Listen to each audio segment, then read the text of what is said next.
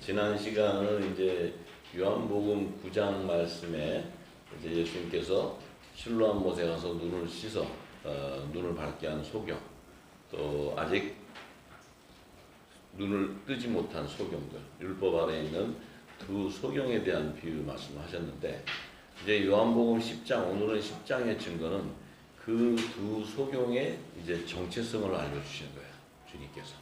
그 두 소경은 이러한 자들이다 하는 걸 예수님이 요한복음 10장 말씀을 통해서 이제 다 증거하세요. 그래서 예수님의 말씀은 초림에 오셔서 말씀하시지만 하나님 나라를 완성하는 그 계시의 말씀들을 풀어주는 거예요, 예수님이 계속. 예수님이 지금 초림에 와서 말씀하시지만 예수님이 오시기 전에는 아직 계시록이 열려 있지 않았지만 예수님은 계시록을 주실 것을 다 아시고 지금 계시록의 예수님의 재림의 때에 일어날 일들을 계시해 주는 거죠, 예수님이. 그러니까 이 예수님 초림 때 하는 말씀을 다 깨달으면 계시록은 그냥 열려버려요, 전부 다. 계시록을 열려면 예수님이 말씀하신 이 천국의 비밀한 복음, 천국 열쇠를 받아야 그 말씀이 풀어지면 계시록이 다 열려버리는 거예요. 그래서 이제 오늘 요한복음 10장의 말씀, 10장 1절에서 6절의 말씀을 먼저 증거하기 원합니다.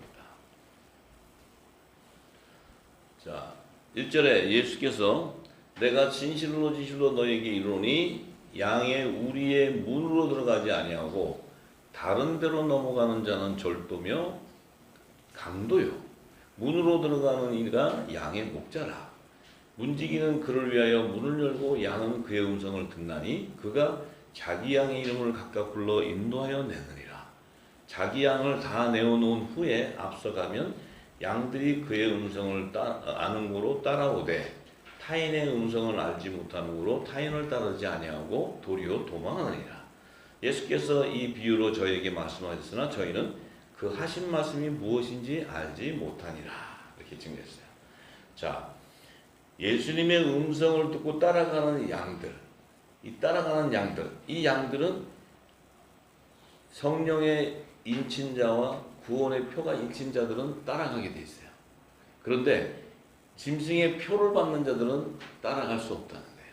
예수님은 지금 그 얘기 하시는 거예요, 지금 얘기가.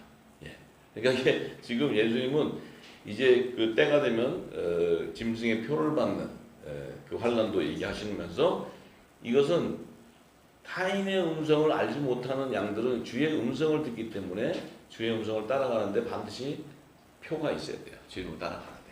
그런데 주님의 음성을 듣지 못하고 따라가지 못하는 자는 짐승의 표를 받기 때문에 따라갈 수가 없어요. 왜냐하면 어린 양의 생명책에 기록되지 못한 자들이기 때문에. 이게 다 똑같은 얘기예요, 예수님이. 그러면 자, 예수님이 1절에 뭐라 그러시냐면 양의 우리의 문으로 들어가지 아니하고 다른 데로 넘어간 자는 절다. 양의 우리의 문이 있다는 거예요. 양의 우리의 문. 자, 양의 우리가 어디가 양의 우리일까요? 양의 우리. 자, 양의 우리라는 것은 양들이 들어가 있는 어떤 그 이렇게 경계되어 있는 거죠. 이렇게 펜스가 있고 그 안에 넣어놓고 보호하잖아요, 그죠? 양들이 밖에 나가서 풀을 먹다가 이제 저녁 되면 목자가 부르면 다 들어가서 자기 집으로 다 들어가잖아요. 전부. 이제 양의 문으로 들어가는데 양의 우리는 양이 거하는 양육받는 집이에요. 우리 집은 어디야? 우리 집 어디요? 하나님의 집이지, 하나님 집. 우리 집은 하나님 나라. 양의 우리라는 것은 새 예루살렘 성을 얘기하는 거예요. 새 예루살렘 성.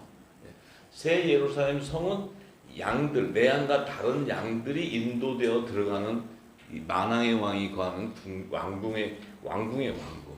그곳으로 인도하는 거예요. 근데 그 새 예루살렘 성에는 문이 있다는 게 문. 그래서 그 문으로 새 예루살렘 성의 문으로 들어가지 않는 자는 다 절도의 강도라는 의미가 뭐예요? 다 멸망당하는 자지, 전부. 양의 탈을 쓴 일이, 종교 지도자들, 거짓 목자들, 이런 자들 전부. 그래서 짐승의 우상에 경배하는 자들. 그들은 다 양의 우리에 들어갈 수가 없잖아요. 못 들어가지. 공중과 지상 재림 때 아들과 종만 들어갈 수 있지. 다른 짐승의 표를 받은 자들이 어떻게 들어갈 수가 없잖아요. 자, 그래서 예수님이 말씀하시는 양의 우리의 문이라는 의미는 장차 이 땅에 도래할 새 예루살렘 성에 12문에 대한 계시를 얘기하는 거예요. 12문. 이 문이 굉장히 중요한 거예요. 이 문이 굉장히 중요해요. 자 그런데 자 문으로 들어가는 이가 양의 목자라는 거예요. 문으로 들어가는 이. 그 문으로 들어간 분은 누구예요? 예수님 한 분밖에 안 들어가셨어요 지금. 그럼 예수님이 양의 목자라는 거예요. 목자. 지금 하늘 보좌로 하나님 우편 보좌에 부활 승천에 가신 분은 예수님 한 분이에요. 그분만이 이 양의 목자시라는 거예요. 목자. 왜냐하면 그분은 이 땅에서 부활의 첫 열매가 되셔서 이 땅에 다 모두가 사망 권세 안에 종로로 타는 이들에게 하늘 보좌로 들어갈 수 있는 새롭고 산 길을 열어주신 분이에요. 그래서 그분이 가신 길이 생명의 길이요, 진리의 길이요, 구원의 길인 거예요. 거기가. 네. 우리가 이제 거기를 쫓아가려면 양의 목자의 음성을 들어야 되는 거예요. 양의 목자의 음성. 자, 그런데 자, 이 문지기는 자, 그런데 양의 그 문에 보니까 문지기가 있어. 문지기는 그를 위하여 누구를 위하여?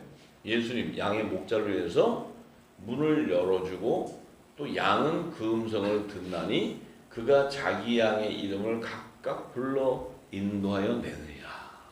자, 이거 지금 이렇게 얘기하면 기름 부은 자는 지금 마태복음 24장을 생각하게 되는 거예요. 지금 마태복음 24장에 지금 주님이 무화과 나무 비유 때 그 얘기를 떠올라야 돼요. 성령이 기름 부었으면 같이 연관되는 거예요. 지금 전부 다. 자, 좀 이따 제가 풀어드릴 거예요. 자, 그래서 그러면 이 양의 우리의 문지기가 있구나. 문지기를 보니까 계시록에 보니까 12천사예요. 12천사. 천사가 문지기.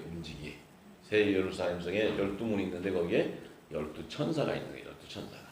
자, 그러면서 자기 양을 다 내어놓은 후에 앞서가면 양들이 그 음성을 아는 걸. 자기 양을 다 내어놓았다는 것은 추수가 끝난 것을 얘기해요. 추수. 내 양과 다른 양들을 다 추수한 후에 이제 가면 그의 음성을 아는 거로 따라가. 그 주의 음성은 이 땅에 두 언약을 주신 음성을 얘기해. 두 언약. 율법과 복음을 얘기하는 율법과 복음. 그래서 율법의 씨를 받은 씨의 열매들은 하나님의 종으로 율법의 계명을 믿음으로는 증거받았지만 성령의 약속을 받지 못한 자들도 예수님이 다른 양으로 인도해 가는 거예요. 그래서 하늘나라에는 종의 신분이 제사장. 그런데 또 새 언약의 그 음성, 천국 음성을 복음을 들은 자들은 이제 복음의 아들들이 되니까 그들은 뭐예요? 주님과 연합을 이루어가지고 한 몸이 돼서 또 그것으로 인도함을 받게 되는 거예요.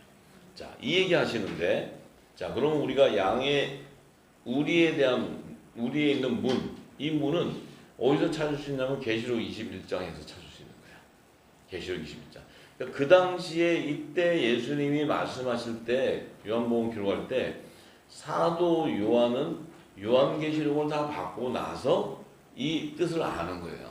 양의 우리의 문이 뭔지를 아는 거예요. 근데 다른 자들은 양의 우리 그러면 양들 이렇게 유대들 보면 유목민이니까 양들 이렇게 들어가는 그 문 이것만 생각하지 지금 예수님은 그 우리의 문을 얘기하는 게 아니고 새 예루살렘 성의 문을 얘기하는 거예요.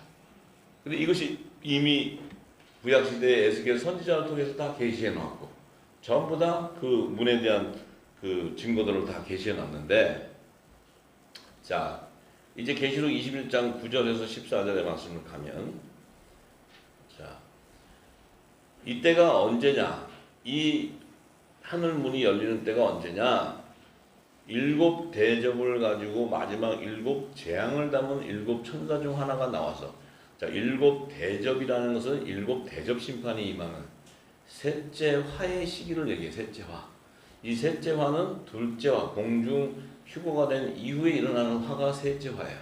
그러니까 공중 휴거 때는 6째 천사가 나팔을 불 때, 6째 천사가 나팔을 불 때 둘째 화의 시기에 우리가 휴거가 되지만 이 땅에 남는 자들이 이제 그 환란을 통과해야 되는데 7 대접 심판을 가지고 7 재앙을 내리는 이 천사가 나와서 이제 말하는 것은 아직 7 대접이 이 땅에 임하지 않았어요. 아직 임하지 않았어요. 왜냐하면 그 이제 7 대접을 재앙을 내릴 자들이 이제 천사가 나와가지고 이제 그들이 뭐냐면 보라 내가 신부곧 어린 양의 아내를 내가 보이게 되는데 성령이 나를 데리고 크고 높은 산으로 올라가 하나님께로부터 하늘에서 내려오는 거룩한 성 예루살렘을 보여주는 거예요. 예루살렘. 자, 이때는 뭐냐? 지금 2층쯤 공중 혼인잔치가 열리는 새 예루살렘 성이 내릴 때 휴거가 되는 자들이 되면서 이 땅에 일곱 나팔 재앙이 임하는 일곱 대접 심판을 준비하는 천사들이 준비되어 있는 거예요. 이제. 그럼 이게 여섯째 천사가 나팔을 부는 둘째 화 시기가 끝난 시기를 계시하는 거예요. 지금. 네. 그럼 이제 셋째 화라는 것은 후 3년 만에 짐승의 표를 받는 대환란이 임하는 그 일곱 대접 심판이 임하는 때를 계시하고 있어요. 자, 그런데 이때는 지금 뭐예요? 거룩한 성 새 예루살렘 성이 내려오는 거예요. 이 땅이 예루살렘이 아니고, 이 땅이 예루살렘 성전을 얘기하는 게 아니고 거룩한 하늘의 새 예루살렘 성을 얘기하는데, 그 성을 이렇게 보니까 하나님의 영광이 그 성 안에 가득 있고 그 성의 빛이 지극히 귀한 보석같이 벽옥과 옥수정같이 맑더라. 근데 그 거룩한 새 예루살렘 성을 보니까 크고 높은 성곽이 이렇게 있는데 거기에 12문이 있다는 거예요. 12문. 12문이 이렇게 있고 그 12문에는 12천사가 이렇게 있다는 거예요. 그러면 천사는 뭐예요? 보좌를 지키는데 이 천사들은 그룹 천사가 아니에요.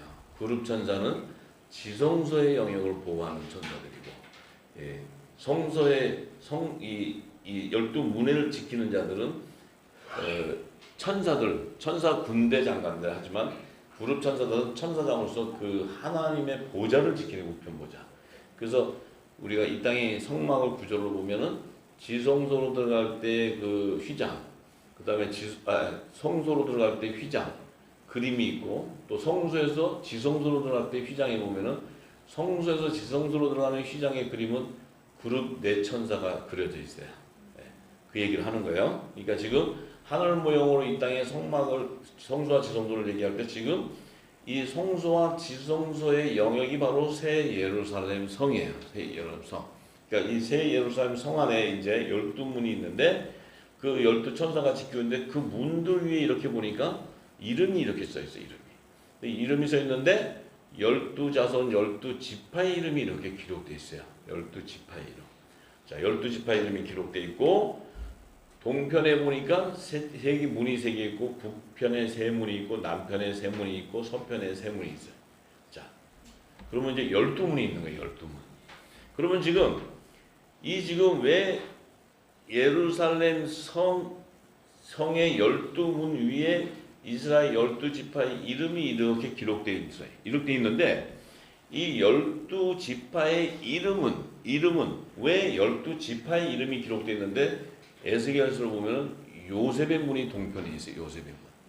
그 요셉은 지파가 아니에요. 지파가. 요셉은 지파의 족보에 올라가는 자가 아니고 그는 사도의 직분이에요. 사도의 직분. 그러니까 예수의 영적 이스라엘 왕의 신분인데 왜 거기에는 요셉문이 기록되어 있느냐.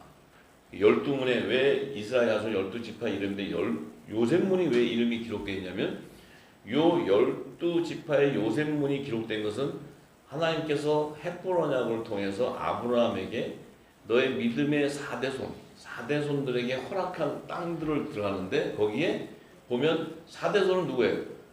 야곱의 12아들이에요. 12아들인데 그 12아들 안에 보면 요셉이 있고 11형제가 있는 거예요. 그러니까 요셉과 11형제는 신분이 달라.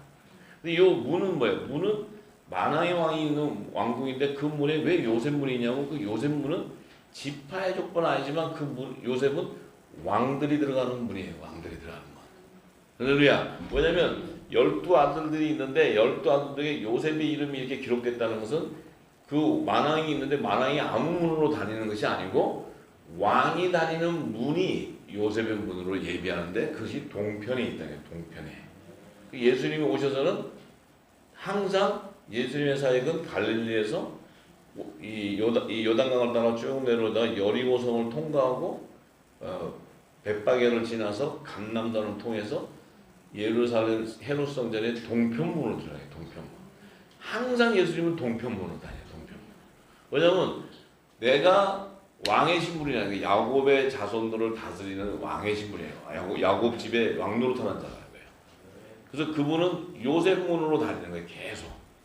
그러니까 예수님은 다니시는 절기와 다니시는 성전 안에 들어가는 문도 다 의미가 있고 뜻이 있는 거예요. 그냥 아무 문이나 막 탁 들어가고 자기 생각대로 들어가는 게 아니고 하나님의 뜻을 따라 다니는 거예요. 예수님이. 그러니까 우리가 이제 그런 것도 몰랐잖아요. 아는 게 워낙 없었기 때문에. 모르는 건 사실이잖아요. 그래서 이걸 모르면 왜 예루살렘 성에 이런 게 있느냐 자체가 이해가 되지 않는 거예요. 그런데 그 12지파도 있지만 또 그 성곽 기초석, 12기초석은 지성소의 영역, 지성소. 이 지성소의 영역은 어린 양의 12사도의 12 이름이 또 기록되어 있다는 12이름. 그러면 12사도도 보면은 사실은 예수님이 12사도 불렀는데 가룟 유다가 껴있잖아요. 가룟 유다. 가룟 유다 가지가 꺾여야 이방 사도를 부르는 사도 바울이 접목되는 거예요. 그래서 로마서 11장은 감람나무가 접목되는 그 돌감람나무, 원돌감나무 이걸 얘기할 때 접목되는 게 자기가 가지가 접목되는데 하나님께서 이방 사도로 부름을 받았기 때문에 접목을 시키기 위해서 12사도 중에 이제 가룟 유다가 꺾여버리는 거예요. 꺾여서 그 꺾인 가지에 사도 바울이 접목이 되는 거예요. 이방 사도로. 자, 그래서 이게 다 뜻이 있지 그냥 써 있는 게 아니란 말이에요. 자, 그래서 이제 우리가 이것만 얘기도 한도 없는데 이것만 얘기가 할 얘기가 많으니까 이제 우리가 팩트만 알고 이건 이런 거구나 하고 이제 우리가 알고 지나가야 돼. 자, 그래서 그러면 예수님이 지금 양의 우리의 문은 지금 새 예루살렘 성의 12문에 들어가는데 그 문을 들어가는 그 양들이 자기 음성을 듣는 양들이 두 부류가 있다는 거예요. 두 부류가. 첫 언약으로 제정해준 율법의 증거를 믿음으로 받는 자들이 있고 또 새 언약의 말씀으로 복음의 아들들이 있는 이들이 들어가는 문이 다르다는 거예요. 들어가는 문. 그러니까 우리가 시집 갈 때 어디로 가요? 우리는 어느 문으로 들어가? 응? 어디? 요셉문. 우리가 요셉에 다니니까. 자기 들어가는 길은 좀 알아야지. 모르고 이제 또 그때 되면 늦게 와가지고 자기 문 안 열어준다 그러면 그런 미련한 다섯처녀야. 막 저기 어디야 딴 문 가가지고 두들기면 안 열려요. 그 딴 문은 시온산에 내렸을 때 열리는 문이에요. 예? 시온산에 때 그 이제 지파들이 들어가는 문인데 그 문 잘 알고 가셔야 돼. 항상 자다가도 요셉 문 기억하고 계세요. 자다가 가다가 난 루벤 문가 갖고 있지 말고. 자, 그런데 그러니까 이 예수님은요, 이 말씀이 지금 이 얘기를 하지만 예수님은 지금 마태복음 24장 얘기도 하시고 계시록 얘기도 하시고 알파의 오메가시니까. 근데 우리가 너무 아는 게 없어가지고 우리 신랑이 얘기해도 그냥 양들 다니는 문만 쳐다보고 있었어요. 그냥 양들 다니는 문이라고 했어요. 근데 그게 아니고 예수님은 지금 하늘 문을 얘기해요. 하늘 문 지금 얘기하시는 거예요. 예수님은 하늘의 비밀을 얘기하시는 거지 이 땅의 어떤 우리가 보이는 그런 이 물질 세계에서 보이는 그런 얘기 하시러 오신 게 아니거든요. 다 비유가. 자, 그래서 예수님이 마태복음 24장 29절에서 34절에 보면 그 왕의 문인 동편문이 열리는 때를 얘기해줘요. 그때가 언제냐면 예수님이 이제 뭐 환난 날에 이제 뭐 별들이 하늘에 떨어지고 인자의 징조가 있고 이런 얘기를 쭉 하죠. 그 얘기는 구름 타고 오시고 재림 때를 얘기하는 재림 때. 재림 때는 계속 이렇게 하면서 이제 뭐 큰 나팔 소리가 천사 함께 보내고 뭐 이런 얘기를 쭉 하시면서 그 얘기를 31절까지 딱 하시고는 32절에 무화과 나무의 비유를 배워라 이렇게 얘기해요. 무화과 나무의 비유를 배워라. 그 가지가 연해지고 잎사귀를 내면 여름이 가까운 줄 알아. 자, 굉장히 중요해요. 무화과 나무의 비유를 배워라. 근데 예수님은 무화과 나무를 어떻게 했어요? 저주하셨어요. 그래서 무화과 나무는 다 말라 죽었어요. 한 열매도 맺히지 못했어요.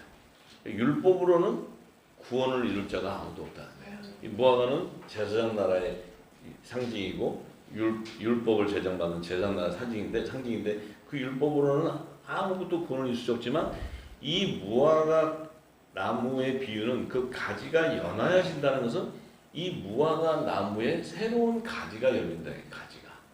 새로운 가지가 열려서 잎사귀가 나게 되면 여름이 왔다는 걸 알아라. 얘기는 무화과 나무의 비유를 통해서 그 가지가 연하여지고 잎사귀를 낸다는 것은 지금 무화과 나무의 그 아래에 있는 제사장들은 하나도 구원을 받을 수 없는데 이들이 이제 여름이 가까워졌을 때는 여름처럼 뭐예요? 성령의 단비가 내리는 때요. 여름 넉달 내리는 때에 잎사귀를 낸다는 건 뭐예요? 이제 회복되는 잎사귀가 나오고 잎사귀. 이는 굵은 벼옷을 입고 나오는 흰옷 입고 나오는 종들의 회복을 얘기해요. 열방의 회복. 이게 뭐예요? 생명나무의 잎사귀로 접목되는 시기다 하는 걸 얘기하는 거예요. 생명나무의 잎사귀로 접목이 된다. 그 얘기는 여름 동안이 된다. 여름 동안에. 그 여름은 뭐예요? 이른 비와 늦은 비에 성령의 단비가 내려서 이 어부들이 그 기름을 그물을 준비해서 던질 때 물고기들이 잡히기 시작하는 때를 얘기하는 거죠. 이게 지금 어부와 물고기의 비유도 다 돼 있는 거예요. 그러니까 무화과 나무가 죽어서 다 매번 죽지만은 회복을 시켜준다는 거예요. 회복. 그 회복은 이른 비와 늦은 비에 성령의 단비가 내리는 그때를 얘기하시고 있어요. 지금. 그게 뭐예요? 그들은 뭐예요? 이들은 화목제로 드려지는 그 양들이 예수님의 우리에 있는 양들이 이제 복음을 전파해서 속죄제로 드려져야 되는 다른 종들, 양들. 그러니까 수염소죠, 수염소. 다른 양 그러면 이 양하고 다르다는 것은 수염소를 의미하는 거예요. 그들을 하나님 앞에 드려지는 시기라는 거예요. 그 이제 열매가. 그러니까 결국 지금 뭐예요? 그때가 이제 우리 코앞에 왔어요. 그들이 이제 14만 4천이 추수가 돼야 되는 때가 이제 우리 눈앞에 왔어요. 그래서 여러분들의 이 기름을 담는 것은 그물을 준비하거든요. 그물. 그래서 이제 전 3년만 되면 다시 영원한 복음을 예언하게 되면 물고기들이 잡히기 시작하는 거예요.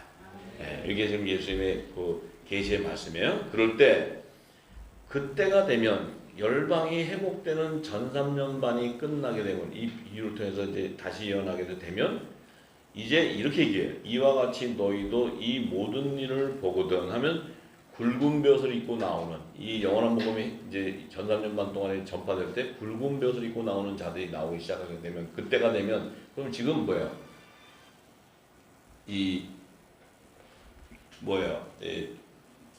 넷째 천사가 나팔을 불 때 이제 그 14만 4천이 구원의 표를 인침을 받는 자들이 나오고 그 다음에 바로 입맞지 않은 자들의 재앙이 임하는 축정이들에게 재앙이 내리는 그 재앙 황충재앙이 5달 동안 임하고 나면 그 다음에는 바로 여섯째 천사가 나팔을 부는 시기가 딱 오기 시작할 때 되면 어떤 일이 벌어져?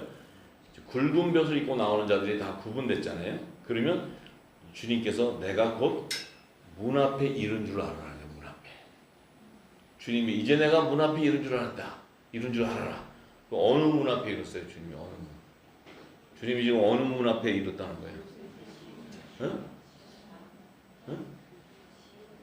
왜 주님이 이때가 되면 문 앞에 이른 줄 알라고 얘기해요? 그 시기를? 장가가는 날이시니까 주님 장가가시려고. 이 신부들이 지금 멍 때리고 있어 지금. 여러분들 시집가는 날이 온 거예요. 그래서 이제 그러면 무슨 문을 열어주셔야 돼? 요셉 문을 열어주셔야지. 요셉 문을. 문 앞에 서서 문지기가 촥 만왕의 결혼식이니까 문지기들이 탁 서서 그냥 빵빠레를 부르면서 촥 열면 신부들이 우아하게 촥 가는데 멍 때리고 있으면 안 돼. 지금 얘기가 그렇게 설명해주고 하는데도 지금 가만. 뭔 양들이 들어가나. 그리고 지금 대화가 좀 통해야 되는데 이거 걱정되네 이거. 시간도 얼마 안 남았는데 지금 계속 얘기를 하는데도 지금 이거 좀 더 두고 보면 알겠지 뭐. 자, 그래서 주님 얘기는 내가 문 앞에 됐다는 것은 내가 곧 공중재림 때 혼인잔치가 예비됐다. 이제 나팔절에 혼인잔치가 예비되기 때문에 요셉 문이 열려야 너희들이 이제 올라오게 된다는 거예요. 이거. 자, 이렇게 얘기하시면서 내가 진실로 너에게 말하노니 이 세대가 지나가기 전에 이 일이 다 이루어진다. 이 세대는 마지막 세대, 마지막 세대. 주님 재림 때 세대. 이 세대가 대인연의 세대예요. 이제 70번째를 맞이하는 대인연의 세대에 이 이루어지는데 그 안에도 두 안식년으로 7년 풍년과 7년 흉년의 두 안식년을 통해 일곱 좋은 이삭과 이제 야곱의 남은 자손들을 추수하는 그것이 다 요셉의 꿈과 바로의 꿈을 통해서 다 계시해 놨어요. 그죠? 이게 또 그거랑 연결되는 거예요. 전부 다. 여러분들이 지금 그것을 다 알았기 때문에 얘기를 하면 쫙 알지.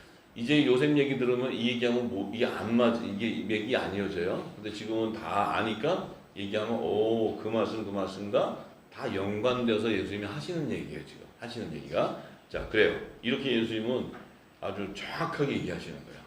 네? 비유. 그래서 자, 이제 그 문이 열리는 거예요. 그러니까 이제 양들이 들어가는데 이제 이 문이 열릴 때가 언제냐면 계시록 11장 12절에서 14절에 있어요.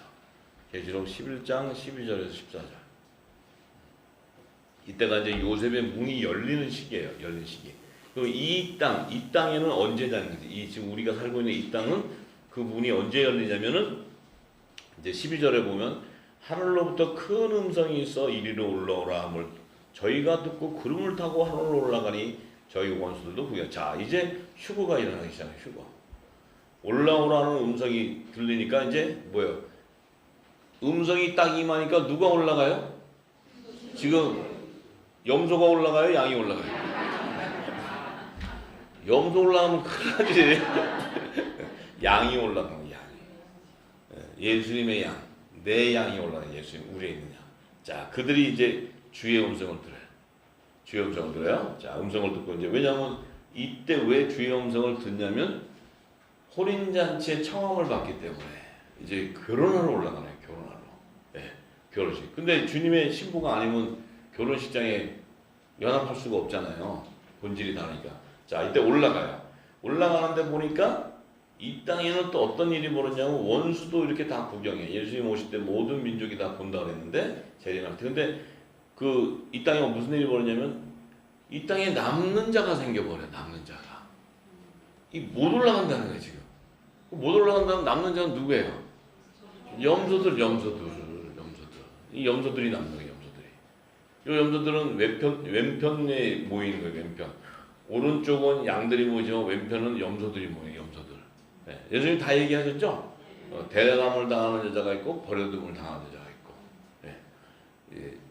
기름을 준비한 슬기로운 다처녀가 있고 준비하지 못한 미련한 다처녀가 있고. 이거 다 예수님이 지금 이 얘기하신 거예요. 이 얘기. 그들의 실제 내 양과 다른 양에 대한 실체를 얘기하시는 거예요. 절기도 오순절 여름 넉달 때 오순절에 어떤 일이 나요? 속죄제로 드리는 양도 수염소도 있지만 화목제로 드려지는 양들도 있고 이 화목제와 속죄제의 그 성물들을 거둔단 말이죠. 열매가. 그것이 생명나무 12가지 실과에 연합 이루는 생명나무 잎사귀. 이게 다 완성을 이루는 거예요. 왜냐하면 생명나무는 부활의 첫 열매로 부활되는 생명이기 때문에 이 나무의 접목이 되어야 남자든 여자든 부활 생명체가 되는 거예요. 할렐루야. 자, 그래서 근데 이때가 언제냐면 지금 나눠지는 거죠. 휴거되는 양들과 이 땅에 남겨두는 염소가 남겨지는데 그때가 언제냐면 둘째화 시기라는 거예요. 그게 딱 끝나니까 둘째화는 지나갔으니 보라 셋째화가 속히 이른다. 그러면 지금 그 시기는 둘째화의 시기라는 거예요. 둘째화. 그럼 둘째화는 언제냐면 여섯째 천사가 나팔을 불 때 둘째화가 임한다 그래요. 계시록 9장에. 그러면 셋째화는 뭐냐면 일곱째 천사가 나팔을 불 때 셋째 화가 임해. 그럼 셋째 화는 바로 일곱 대접 심판을 얘기해요. 일곱 대접 심판. 그래서 그 시기를 잘 봐야 돼요. 시기를. 자, 그래서 이 지금 그러니까 계시록 12장 5절과 6절에는 그 올라오고 남는 자가 누구냐면 여자가 아들을 낳으리니 이는 장차 철장으로 만국을 다스릴 남자다. 이게 남자. 자, 그러면 여기 계시는 남자들만 올라간다고 생각하시는 무슨 안 돼요? 여기 계시는 분 중에 남자만 올라간다. 눈치를 잘 보시고 잘못하면 다 쥐어뜯겨요. 근데 여기 보니까 여자는 또 남는데 도망가고. 여자는 이 땅에 남는다 생각하시죠. 여자는. 어떻게 잘 아시네. 왜냐면 자, 남자가 올라간다 그래. 그러면 자, 예를 들어서 우리가 생각하는 이런 남자다. 그 남자들만 올라간다. 하늘나라는 혈과 육을 가지고는 못 올라가요. 못 들어가. 그럼 여기 남자는 뭐라는 거예요? 부활 생명체가 됐다는 거예요. 부활 생명체. 이건 남자의 부활 생명체래요. 남자의 부활 생명체.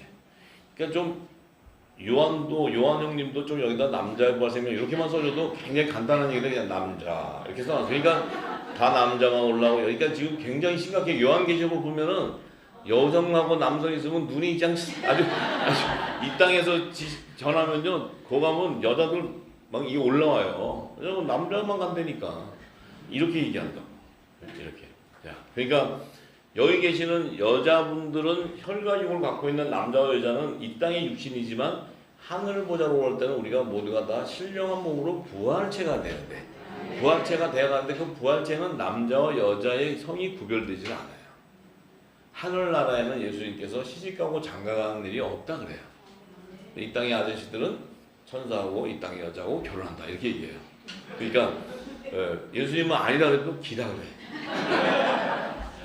예수님 뭘 한다 그러죠? 우리가 더 잘하지. 이래요. 기라 그래요. 그러니까 기라고 믿는 사람들은 뒷문 여시고 다 매번에서 저쪽 뒷문으로 해서 기라고 하시는 분들. 자, 그래서 우리가 이 성경은 그 비유되어 있는 계시의 말씀을 알아야 되지만 이 말씀을 알려면 하나님의 나라를 완성하는 구속사를 정확하게 알아야 이 말이 풀어지는 거예요. 그걸 모르고 그냥 보니까 공중재림이 있는 거 같고 지상재림 이렇게 갖고 있는 것이 아니고 왜 공중재림이 있어야 되고 왜 지상재림이 있어야 되냐. 하나님 나라를 완성하기 위해서는 다 공중과 지상재림이 있어야 하나님의 나라가 완성되기 때문에 그런 거예요. 네, 절기를 완성해야 되기 때문에 그냥 예수님이 폼 좀 재보시려고 오실 때 공중에서 한번 촥 휘날을 날리고 그다음 내려와서 또 폼을 재시려고 하는 게 아니고 예수님이 공중에 오셨을 때 자신의 몸과 연합을 이룰 거룩한 자들과 연합이 이루어져야 그분이 만왕의 왕의 권세가 회복되어 버리기 때문에 그래요. 그 뜻을 이루기 위해서 이 땅의 천년왕국 동안 지상재림할 때 천년왕국 동안에 만왕의 왕의 권세를 누리는데 예수님이 이 화목제 상함을 받은 몸으로 막 이렇게 목 자국 있는데 내 말을 따르라고 여기 사람들이 만왕의 왕이 조금 그러시다 그렇게 되기 때문에 완전한 몸을 회복시키는 거야. 놀라운 이게 복음이에요, 복음. 예. 자, 그래서 그 여자들이 이제 이 땅에 남는데 그 여자들은 반드시 하나님이 예배한 광야로 피신을 해야 돼. 그럼 이 땅에 남는데 왜 피신을 해야 되냐고. 그냥 계시면 되지. 이 사람들도 때 되면 주님 오시면 가면 되는데 반드시 하나님이 광야에 예배한 피난처를 도망을 가야 돼. 도망. 그것도 1260일 동안. 그러니까 후 3년 반 동안에 피해 있어야 되는 거야. 뱀의 낯을 피해 있어야 돼. 뱀의 낯을. 그 얘기는 뭐예요?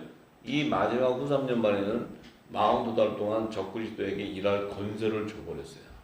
사람이. 근데 그건 하나님이 허락을 했어요. 왜냐하면 마지막 바벨탑을 세워야 되니까. 예.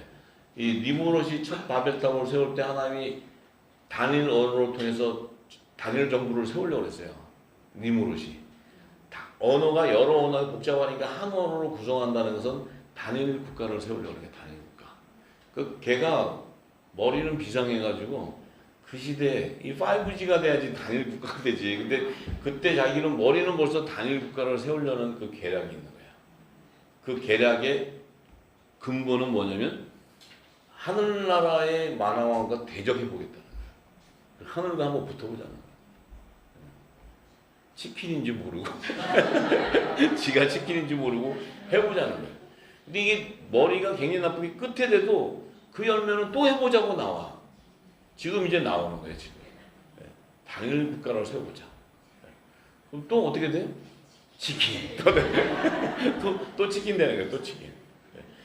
참 재밌어요. 성경을 이렇게 보면. 자, 그래서 그런데 예수님이 왜 문 앞에 이른다고 얘기하시는 의미는 예수님은 율법을 완성해 주시러 오셨어요. 율법을. 그럼 율법에 이제 에스겔이나 선지자들에게 또 이사야 선지자들에게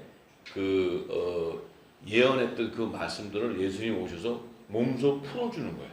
몸소. 왜냐면은 에스겔 선지자를 통해서 이제 에스겔서 43장 1절에서 5절의 말씀을 보면 에스겔 선지자에게 이렇게 얘기했어요.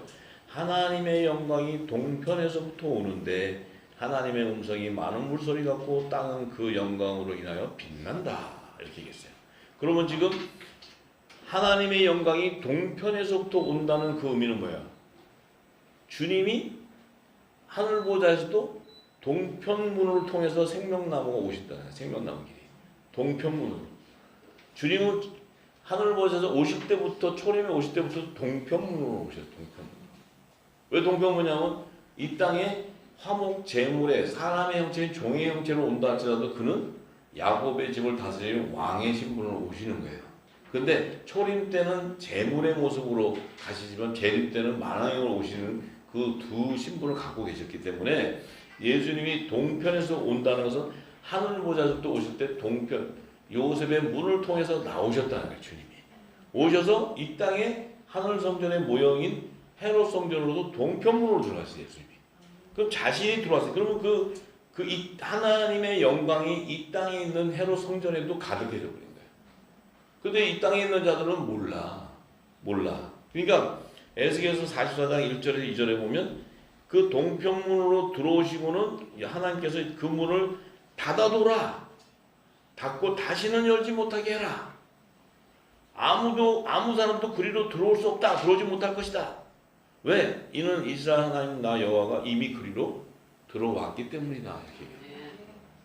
그러면 지금 그 얘기를 주님 하나님께서 에스겔 선지자를 통해 했는데 주님이 오셔서 동편문으로 들어와서 이미 여호와의 영광이 가득해졌어.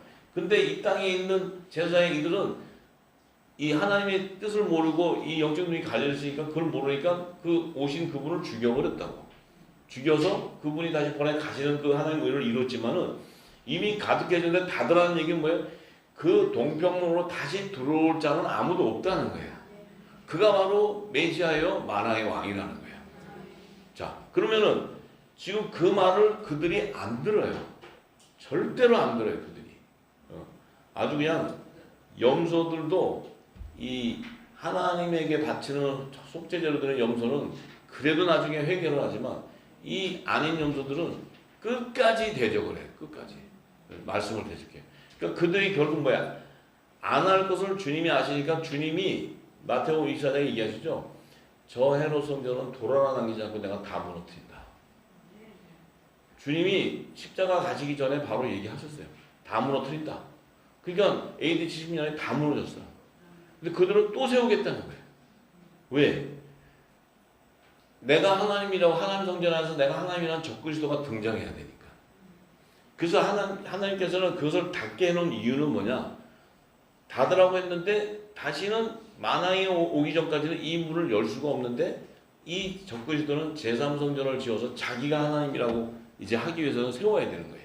그것까지 주님이 다 아시는 거예요. 아셔서 이제 주님이 하나님이 닫아라 했을 때 안 닫으니까 어떻게 해요? 하나님은 항상 안 닫으라 하면은 저기 바벨론 제국 느부갓네살 와라 하고 조져 완전 조져버리고 누구 와라 조져버리고 완전히 그냥 저 적그리스도를 끌어다 갖다 떼기장 치는 거예요. 네. 그러니까 지금 여기 말 안 들으니까 어떻게 해요? 이슬람 성을 갖다가 거기다 세우래. 황금돔이 거기다 딱 세죠. 황금 여러분 좋아하시는 황금 딱 세우래. 네. 근데 거기에 지금 딱 황금돔을 가봐요.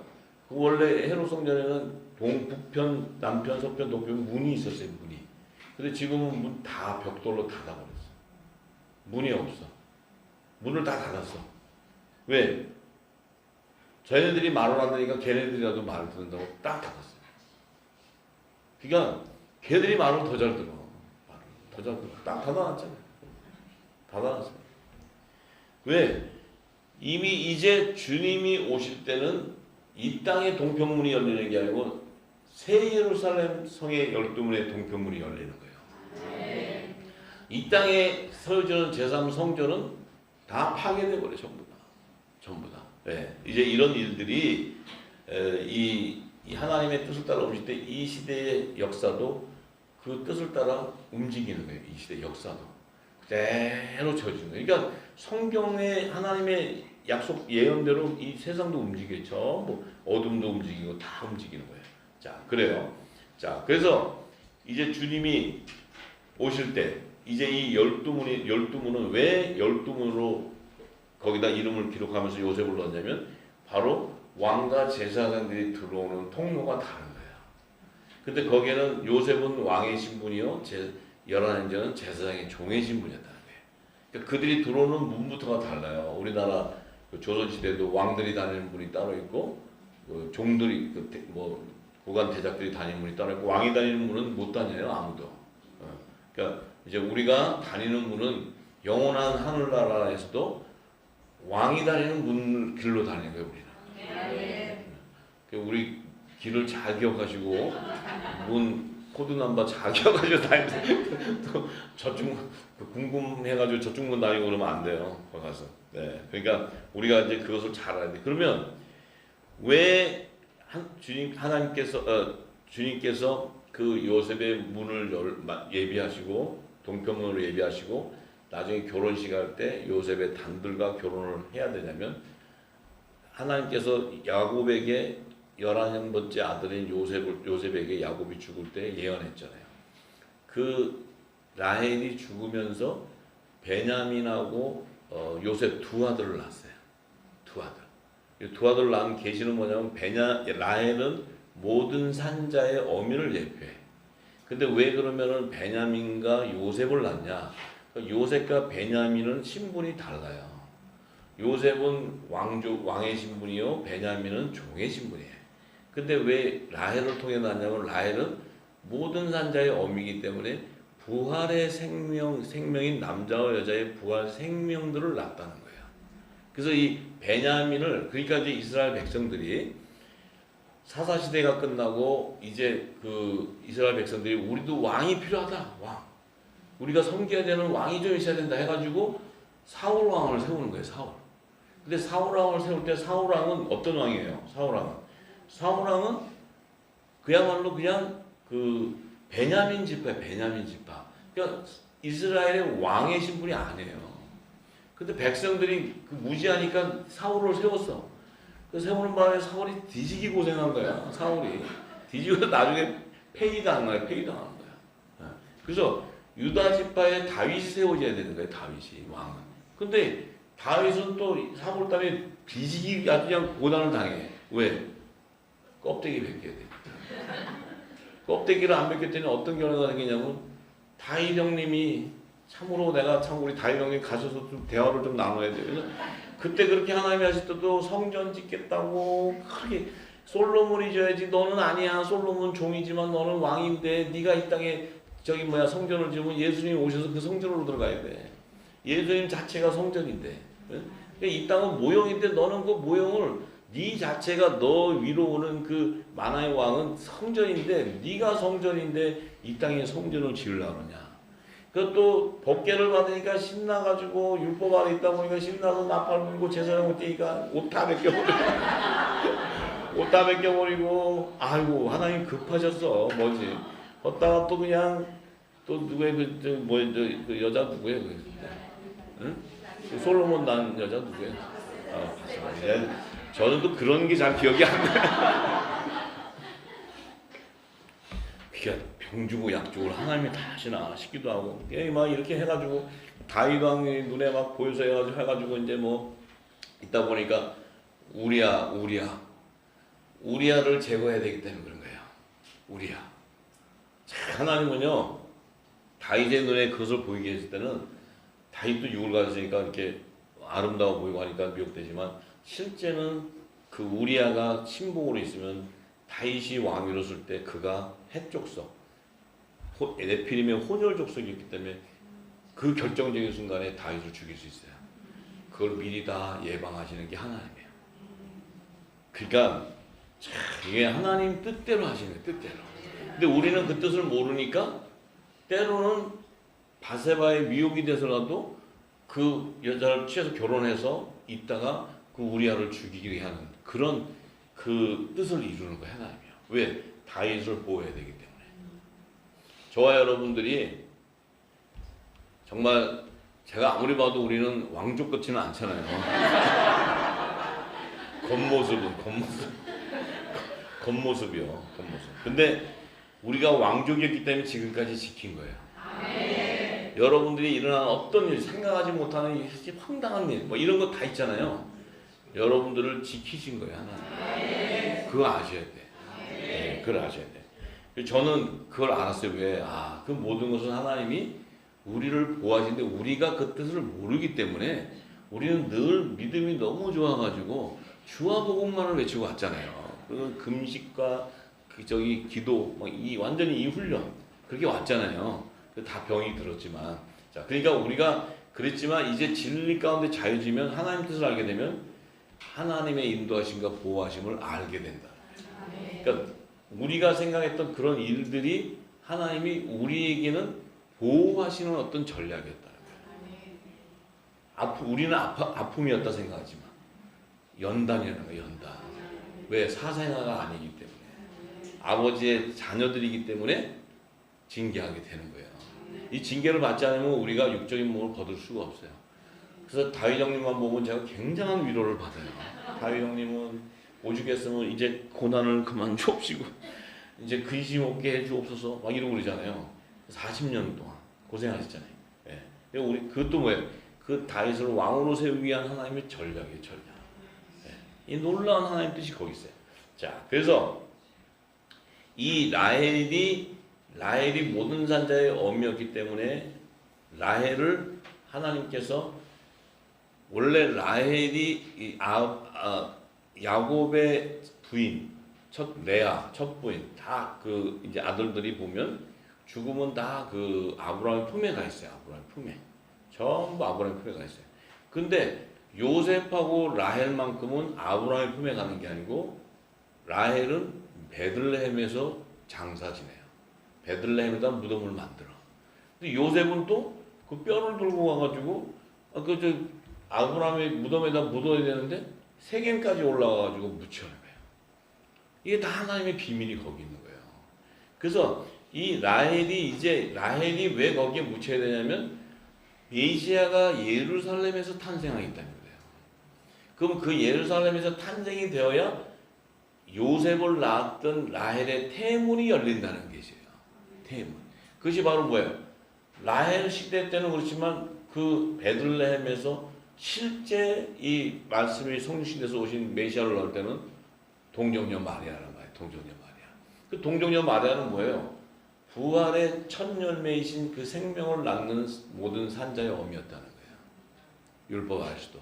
그러니까 이게 그 마리아가 예수님을 이 땅에 탄생을 시킴으로써, 성육신하게 탄생을 시킴으로써 어떤 일이 생겨요? 예수님 안에 있었던 요셉의 단 생명들이 나오기 시작하는 거죠.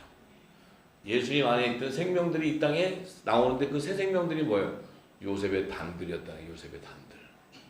그래서 예수님의 지체. 요셉은 메시아의 표상이기 때문에, 메시아의 표상. 요셉을 메시아의 표상이라는 게 메시아의 표상. 자, 그러니까 이 일들은 그 시대에 따라 다르지만 예수님이 오시기 전까지 이미 계시해 놨다는 거죠. 전부 다. 네. 그래서 이제 그 일을 이루는데 예수님이 딱 오셔가지고 마태복음 21장 1절에서 9절의 말씀에 예수님이 이제 딱 오셔서, 우리 예수님은 진짜 넘버원이에요. 넘버원. 다 이렇게 해보세요. 넘버원. 우리 신랑 넘버원. 최고의 최고. 좀 신랑을 좀 아세요. 좀 어떤 분인가를. 그러니까 예수님은 그걸 다 하시고 오셔가지고 예수님이 이제 십자가 가시기 전에 이제 예수님이 예루살렘을 쫙 오실 때 마태복음 21장 1절에서 9절의 말씀에 얘기하시죠. 예루살렘으로 이제 오실 때 감람산 벳바게로 통해서 이렇게 들어오시다가 예수님께서 제자에게 두 제자를 보내서 저 건너 맞은편에 가서 매여 있는 나귀와 나귀 새끼를 풀어가지고 하라. 그래요. 갑자기 오시다 말고, 왜냐하면 주님이 이제 곧 십자가의 길을 가실 때요. 그게 전인데 그때 지금 예수님이 풀어오라는 거예요. 지금 이제 이 성전, 새로 성전으로 들어오시면서. 근데 그 나귀와 나귀 새끼는 매여 있었어. 묶여 있었다는 거예요. 묶여 있어요. 매여 있어. 왜 매여 있어요? 아직 태문이 안 열렸다는 거예요. 태문이. 요 나귀와 나귀 새끼는, 나귀는 암나귀를 얘기하네요. 암나귀와 요거는 라헬과 나귀 새끼는 요셉을 얘기해요. 요셉. 그거 계시하는 거예요. 그것을 풀어주라는 건 뭐예요? 야곱의 유언을 풀어주는 거예요. 예수님이 오셔갖고 이 이스라엘의 목자가 와서 요셉의 태문을 열어준다는 야곱의 유언이 예수님 오셔서 이제 마지막 이 길을 지나가시기 전에 그 태문을 열어주는 거예요. 지금 그 매여 있는 것을 풀어주라는 거예요. 태문이 매여 있는 것을 풀어주라는 계시예요. 예수님이 오시다가 다리 아프니까 저기 부핀가 갖고 와라 그러니까 타고 가려고 가는 게 아니고, 자, 우리 예수님이 이런 분이에요. 왜? 이 나귀를 타고 가야지, 나귀를 타고 가야지 이 시온의 딸들에게 이르기를 내 왕이 내게 임했다. 내 왕이 내게 임했다. 이제 이 시온의 딸들의 왕이라는 거예요. 이 시온의 딸들의 왕은 그는 겸손해서 나귀 곧 멍에 매는 짐승 새끼를 타고 온다고 예언을 해놨어. 그런데 이것을 풀어주는데 이 얘기는 뭐냐면 시온의 딸이라는 의미는 예루살렘의 딸이라는 것은 아직 구원의 표를 받지 못한 하나님의 종들을 의미하는 것이고, 시온의 딸이라는 것은 시온의 지상제에 많은 어린 양 예수가 앞에서는 14만 4천 하나님의 종들, 여자의 부활체를 얘기하는 거야. 시온의 딸, 그런 것은 시온산에 입성한 딸이라는 의미는 여자자, 여자. 그러니까 여자의 부활 생명을 얘기하는 것이 부활 생명. 그러니까 하나님의 종들. 그러니까 이들에게는 예수님이 그들의 왕이 되죠. 왕. 우리에게는 어떻게 돼요? 신랑이 되시고, 신랑. 우리도 후사요, 예수님도 후사요, 우리도 후사고. 예수님과 이 하늘나라에서 하늘나라의 유업을 받을 후사, 왕권의 신분이기 때문에 예수님의 지체라는 거죠, 지체. 근데 이 시온의 딸들에게는 예수님이 왕이에요. 그러면 우리는 시온의 딸들에게 뭐예요? 왕의 신분이에요, 왕의 신분. 하늘 보좌에서 12지파를 다스리는 신분이에요, 우리는. 다스리는 신분. 어린 양이 12사도이고 연합 이룬 자들. 그러니까 우리는 예수님의 지체이기 때문에 왕권의 권세를 갖는 거예요, 왕권의 권세. 할렐루야. 이게 우리 머리는 왕이고 우리는 몸은 종이라는 말이 안 되죠. 예수님도 종이 돼버려야지. 근데 예수님의 지체이기 때문에 우리는 같은 후사로서 왕권인데 시온의 딸들에게 임하는 왕들의 왕. 그러니까 하늘 보좌에서 어린 양, 하나님과 어린 양 보좌를 섬기는 종들. 그들의 이마에는 구원의 표가 인쳐져 있어야 돼. 이해가 되시죠? 자, 그래서 제자들이 가서 예수님 명하신 대로 그 갖고 오니까 나귀와 나귀 새끼를 딱 끌고 오니까 예수님이 어떻게 해요? 끌고 와서 그 자기들의 옷을 그 위에 얹으매. 자, 제자들이 입고 있던 옷들을 나귀와 나귀 새끼 위에 탁 걸쳐요. 자기가 입고 있던 옷들을 거기다 걸쳐. 이게 뭐예요? 육신의 옷을 그 나귀에 걸친다는 거예요. 그리스도의 옷으로 갈아입는 거예요. 옷을 입힐 때. 자, 그러면 그 나귀 위에 예수님이 올라타시는 거예요. 그럼 뭐예요? 그 나귀 위에 옷은 예수님과 연합을 이루어 벌써 앉아서. 그 요셉의 태문들이 열리는 거예요. 태문이. 예수님이 열어주시는 거예요. 자, 그럴 때 무리의 대부분은 그 겉옷을 길에 펴서, 자, 이제 예수님의 제자가 아닌 다른 무리, 이제 있던 그 무리들, 예수님의 제자는 예수님의 양들인데 다른 양이라는 염소들, 그들은 겉옷을 어디다 피냐면 길거리에다 펴요. 이렇게 길거리에다 피고 다리는 종려나무 가지를 베어서 흔들어요. 그 길거리에 폈어, 그들의 옷이. 그럼 어떻게 해요? 나귀가 밟고 지나가. 밟고 지나갈 때 그 옷은 어떻게 돼요? 통에 잡고 회개의 굵은 베옷으로 갈아입혀야 돼. 왜냐하면 이 말씀으로 그들은 죽임을 당하는 거예요. 죽임을. 밟혀버리는 거예요. 밟혀버려요. 그래서 회개에 합당한 구원의 표를 받고 나와야 그 옷이 흰옷이 돼야 돼. 흰옷이. 예수의 말씀으로 씻어져 나와야 돼. 자, 이런 계시예요. 계시. 자, 그럴 때 그들이 뭐라 그래요? 소리 질러가지고 호산나, 다윗의 자손 호산나, 주의 이름 오시는 자 가장 높은 곳에 호산나, 나를 구원해 달라리. 이 소리가 어디서 나오느냐? 이 소리가 계시록 7장 9절에서 10절에 보면 14만 4천 인을 치고 나면 그 다음에 무슨 말이 나와요? 이 일 후에 내가 보니 각 나라 족속과 백성과 방언에 아무라도 능히 셀 수 없는 큰 무리가 흰 옷을 입고 손에 종려가지를 들고 보좌 어린 양 앞에 서서 큰 소리를 외쳐가는데 구원하심이 보좌에 앉으신 우리 하나님과 어린 양이 있도다. 자, 이 시기는 뭐냐? 이들은 흰옷을 입고 종려가지를 입고 보좌와 어린 양의 앞에 섰다는 것은 이미 새 예루살렘 성으로 들어와 있는 자를 얘기하는 거야. 14만 4천 시온산에 주님 어린 양 앞에 섰던 14만 4천을 의미하는 거야. 이 14만 4천은 흰옷을 입고 있어야 돼. 굵은 벼슬을 갈아입고 있어야 돼. 그러니까 14만 4천은 아라비아 숫자 14만 4천이 아니고 아담의 그 남은 자손 밭의 채소에 대한 계시인데 아담으로부터 해서 이 땅의 육신의 모든 유괴 자손들이 나서 아담의 계보 세세 계보를 통해서 나온 자손 가운데 회개에 합당한 구원의 표를 받은 자의 총수를 얘기하는 거예요. 총수. 그 총수가 첫사람 아담은 제사장의 기원이지만 제사장의 나라의 조상은 야곱으로 예비한 거예요. 야곱.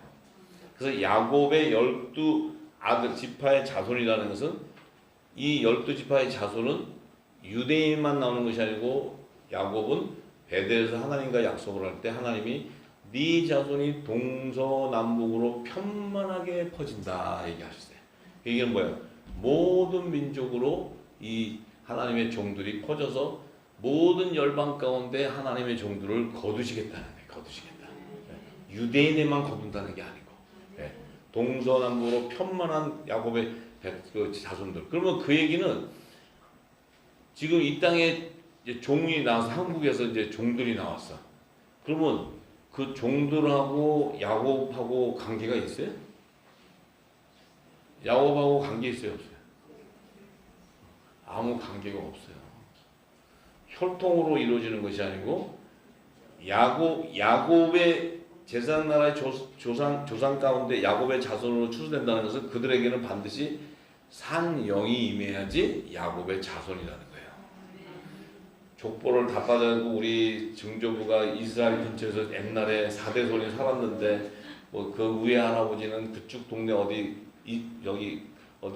아라비아 쪽에 근처에 사시다가 거기서 이렇게 내가 이렇게 해서 와서 이 대한민국에도 이렇게 피가 흘러 들어온 것이 아니고 하나님의 아들. 그러면 또 우리가 아브라함에서 이삭의 자손에서 피를 또 혈통으로 다 따져서 피를 갖는 게 아니고 우리에게는 성령이 임해 있다. 성령의 열매가 되는 것이 하나님의 아들에 대한 증거지. 우리가 이삭을 통해서 그 혈통을 다 따져보고 그러면 니네 몇 대손이 어디 살았냐? 그리고 우리 어디 살았다. 다 따져봐가지고 족보로 보니까 너는 이삭의 시다라고 하는 것이 아니고, 아니고 네 입에서 나오는 그 말씀을 통해 그 믿음의 열매, 입술의 열매가 뭐냐는 거예요. 그 열매를 통해서 아들 가족이 측정이 되는 것이지 혈통으로 해서 측정이 되는 것이 아니다 이 말이에요. 왜냐하면 유대인들도 예수님께서 그 헤롯 성전을 다 무너뜨리고 이스라엘 백성들을 다 유대인들을 흩어져 버렸던 것은 뭐예요? 유대인들의 씨가 북의 혈통에서 목의 혈통으로 변하게 해버렸어요. 그 얘기는 뭐예요? 이미 혈통적인 계보는 다 흐트러져 버렸어요. 흐트러졌어요.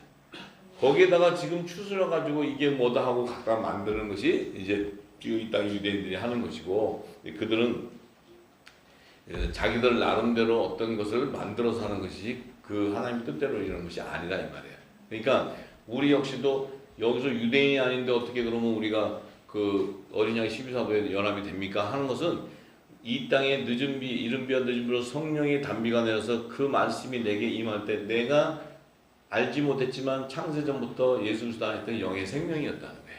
좋은 시였다는 거예요. 좋은 시였기 때문에 말씀이 임하게 된다. 그래서 열매가 나오는 것이지 이 땅의 혈통을 통해서 그들하고 무슨 4촌에 8촌에 이런 족보가 되어가지고 때에 따라 온 것이 아니다 이 말이에요. 왜냐하면 우리는 하늘에서 난 자들이기 때문에 어떻게 하늘에서 난 자가 이 땅에 족보를 가질 수가 있냐고. 가질 수가 없다는 거예요. 할렐루야. 그래서 이제 그 주님께서 오셔서 나귀와 그 나귀 새끼를 끌고 그 나귀 새끼의 옷을 입혀서 이제 제자들의 옷을 얹고 타고 오시는 것은 그 시온의 딸들의 왕의 신분을 나타내는 것이고 요셉으로는 태문을 열어주는 것이고 또 암나귀도 풀어주는 것은 그 라헬의 태문을 열어주는 거예요. 요셉을 낳은 라헬의 태문. 그 요셉은 뭐예요? 하늘에서 난 하나님의 아들들이었대. 아들. 왕의 신분이었대. 왕의 신분. 그러니까 지금 이 모든 것은 예수님의 제자들이 옷을 올렸다는 건 그 제자들은 바로 하나님의 아들의 신분이요 요셉의 단들이었다. 요셉의 단. 그들은 하늘에서 난 자들이 하늘에서 난 자. 할렐루야. 사람의 육정 혈통으로 난 자들이 아니고 하늘에서 난 자. 하늘에서. 이것이 비밀이라는 거예요. 비밀. 할렐루야. 예, 오늘 여기까지 하고 기도하겠습니다.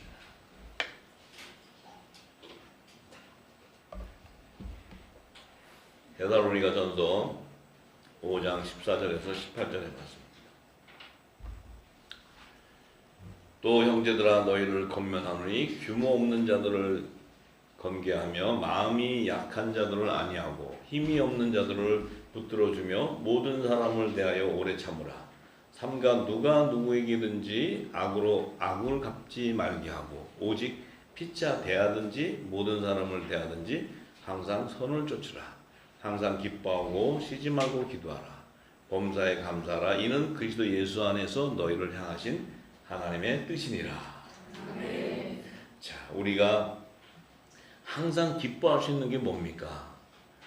우리의 영이 하나님의 의를 쫓아갈 때 항상 기뻐하는 거예요. 그것이 영적 예배자이기 때문에. 그리고 쉬지 말고 어떻게 우리가 기도합니까? 우리가 쉬지 않고 기도하라는 의미가 뭡니까? 우리의 입술이 하나님의 나라의 복음이 계속 입술을 통해 증거되어 나올 때 그것이 바로 기도라는 거예요. 기도. 그게 쉬지 않고 하는 기도예요. 엎드려서 몇 시간 전에 계속 그냥 중원하고 뭐 주술 이런 게 기도가 아니고 내 입술에서 빛이 증거되어 나오는 거예요. 그게 기도예요. 기도. 하나님의 뜻을 증거하는 게. 그 범사에 감사한다는 게 예수 안에 향하신 뜻이 감사한 게 뭐예요? 우리가 그냥 내 하는 일이 좀 잘 돼서 하나님이 도와주셔서 감사. 또 우리 아들이 아팠는데 나서 감사. 이것도 감사하지만 그 감사가 아니고 우리의 생명이 창세전부터 하나님 안에 있었던 생명이었다는 거예요. 죄를 지을 수 없는 생명으로 우리를 부르셨다는 거예요. 또 우리에게 이 놀라운 하나님 마지막 때 그 사명을 우리에게 허락하시는 거. 예수님의 건세인 그 말씀을 천국의 말씀을 우리에게 대언하고 증거하라는 그 사명을 주신 거. 이 엄청난 일들, 이 마지막 이 엄청난 은혜에 감사 안 할 자가 어딨냐는 거예요. 범사에 감사하지 않을 자가 어딨냐는 거예요. 그 뜻을 안다면. 그러니까 우리는 지금까지 기뻐하고 기도하고 감사의 표현은 이 땅에서의 감사와 기도와 그 어떤 그 기뻐하는 일이었지. 그 일이 만약에 아니면 우리는 늘 공고해지고 또 마음이 괴롭혀지고. 그런데 하늘에서 주는 성령이 주는 감사는 의와 희락과 평강이 넘치는 그 감사는 내 삶이 하늘에 속한 자, 영생의 맛을 미루고 이 땅의 모든 어떠한 것보다도 나는 부활의 생명이 된다는, 영원히 죽지 아니한다는 이 놀라운 복음, 이 말씀이 감사하지 않을 수가 없는 거예요. 어떠한 상황이라도 감사하지 않을 수가 없는 거예요. 할렐루야. 이 감사가 넘치기를 간절히 소망합니다. 아버지 감사합니다. 저희들 사랑하셔서 이 놀라운 말씀, 아버지 정말 생명의 말씀이 이제 이 때가 되었음에 우리의 정말 황폐해지고 이 정말 광야같이 또 사막같이 되어 있는 우리 마음밭에 기름을 부어주심에 내 심령 안에 생명수의 강이 열리게 하시고 또 광야에 길을 내주심에 이제부터 행하시는 그 새 일에 우리를 부르셔서 그 일을 행해 나갈 때 아버지께서 영광 받으시고 그 뜻을 온전히 이루기를 간절히 소망하지만 이제 예수 그리스도의 재림이 가까웠사오니 우리의 입술을 통해 주의 재림을 증거하게 하시고 이제 주의 재림을 준비하는 땅 되게 하시고 또 이 땅의 예배는 주의 재림을 맞이하는 예배가 되게 하옵시고 또 우리의 심령이 마지막 이 공중어린 잔치 때 예수 그리스도와 한 몸을 이루는 그 영광에 동참하는 그 축복이 우리 기도하고 이 말씀을 듣는 열방에 있는 후사들의 그들의 심령 안에 임하기를 간절히 소망하오니 또한 그 소망을 통해 우리가 기도하고 감사하고 날마다 아버지 기뻐하는 그 삶을 사는 영광을 허락하여 주옵소서. 또한 아버지 이 말씀을 듣는 모든 열방에 있는 그 후사들 그 심령 안에 참으로 성령께서 역사하시되 그곳에서도 이제 생명수의 샘을 여셔서 요셉의 단들이 모두가 일어나서 빛을 발할 수 있는 기름이 넘치게 하옵소서. 감사하고 예수님의 이름으로 기도드리옵나이다. 아멘. 할렐루야. 감사합니다.